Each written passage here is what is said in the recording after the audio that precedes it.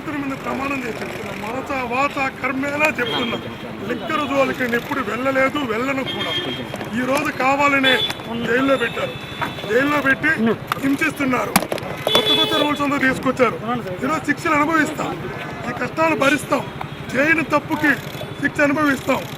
కానీ చేసిన ప్రతి తప్పుకి ఈ రోజు ఏదైతే చుట్టూ వాళ్ళు చేస్తున్నారో ప్రతి తప్పుకి దేవుడు అనే వ్యక్తి ఉన్నాడు.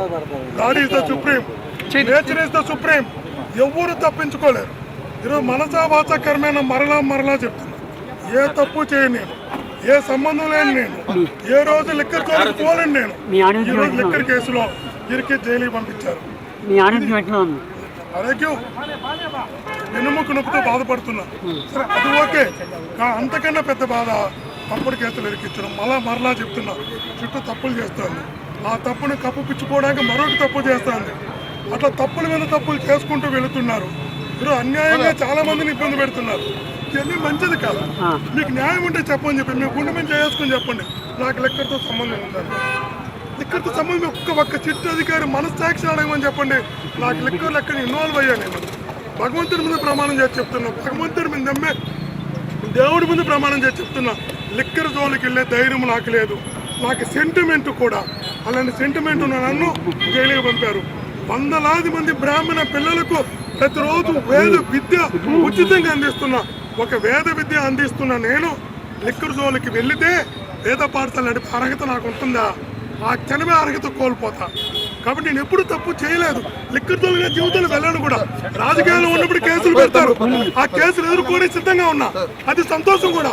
కానీ నేను చిన్నప్పటి నుంచి ఏదైతే ద్వేషించానో అందులో అరెస్ట్ చేయడం, చిన్నప్పటి నుంచి దేనికైతే దూరంగా ఉన్నానో అందులో అరెస్ట్ చేయడం, చిన్నప్పటి నుంచి నేను ద్వేషించిన దాంట్లో నేను అరెస్ట్ చేయడం, చిన్నప్పటి నుంచి దేనికైతే దూరంగా ఉండాలనుకున్నానో దాంట్లో నేను జైలుకి పంపించడం బాధ.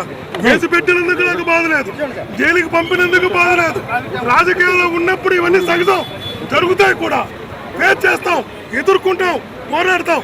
కానీ చిన్నప్పటి నుంచి సెంటిమెంట్గా భయపడే లిక్కర్లో నేను జైలుకి పంపారు. భగవంతుడు చూస్తున్నాడు. మరలా చెప్తున్నా, God is supreme, nature supreme. ఈరోజు అధికారం ఉందనే, పెన్ను ఉందనే మీకు నచ్చినట్టు రాయొచ్చు, కానీ చివరిలో భగవంతుడు అనే వ్యక్తి అన్ని గమనిస్తాడు.